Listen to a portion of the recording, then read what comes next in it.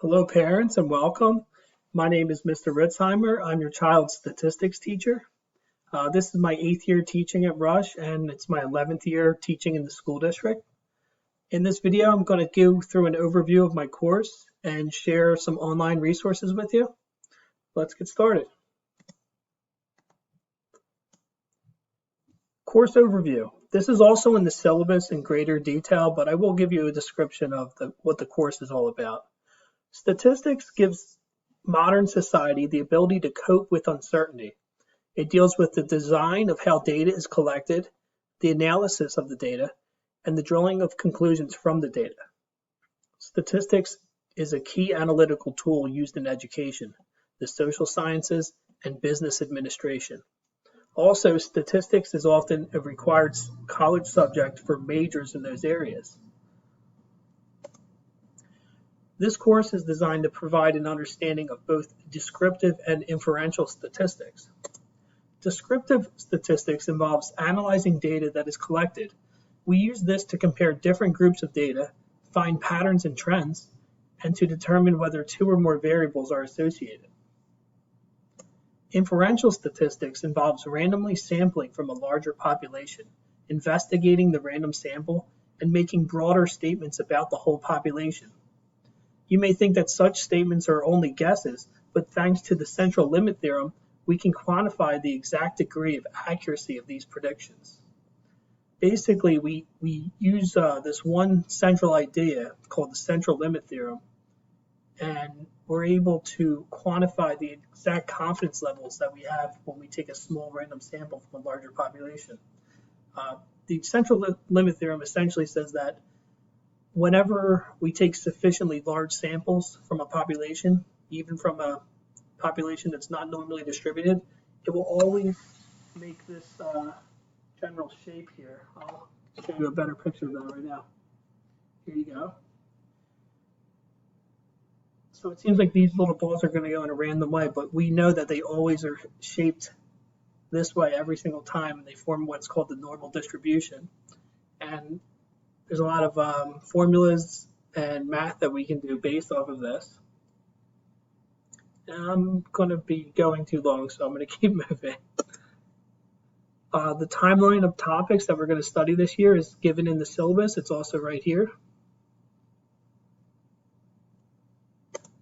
The book that we're using is Stats Modeling the World by Bach. We use the online version, and I'll show you how to access that in this video. Online resources that I'm going to take you through are Google Classroom and Math Excel for School. Google Classroom is where we go to have our virtual meetings that are hosted on Zoom.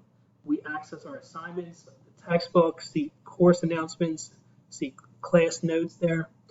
Math Excel for School is a great resource that has online practice problems that are directly aligned with our textbook. And I'm going to give you a little tour of each of those now. Google Classroom. Best way to show you this is to just give you a little tour. So here's our Google Classroom. There's a section for textbook. You can get the textbook there.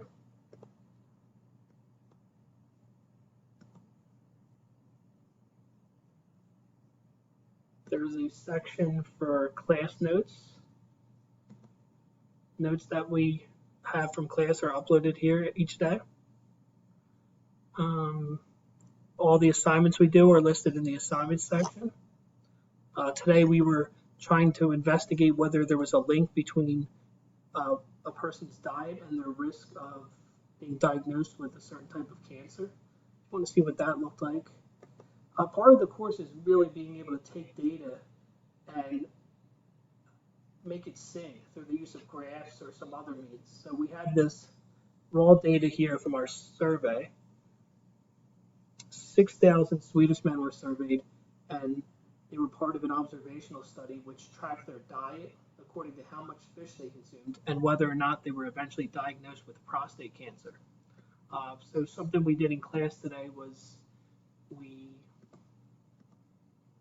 found the percent within each one of those categories of people that were diagnosed with prostate cancer.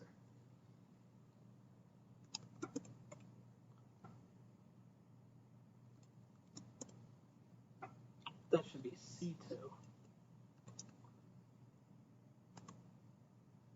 And we change that to a percent. I think we rounded it to 1 decimal place. And it's pretty easy to see here that there is one group that has a different risk of getting prostate cancer, and that's the group of people that never consumed fish in their diet. And we displayed that with a chart. And I think that's a pretty good way to see this link. You can see that the people in this column here have a higher risk of getting prostate cancer. So that's an idea of what we did in class today. Moving right along, take you to the next online resource I'm going to share with you, which is Math Excel for School.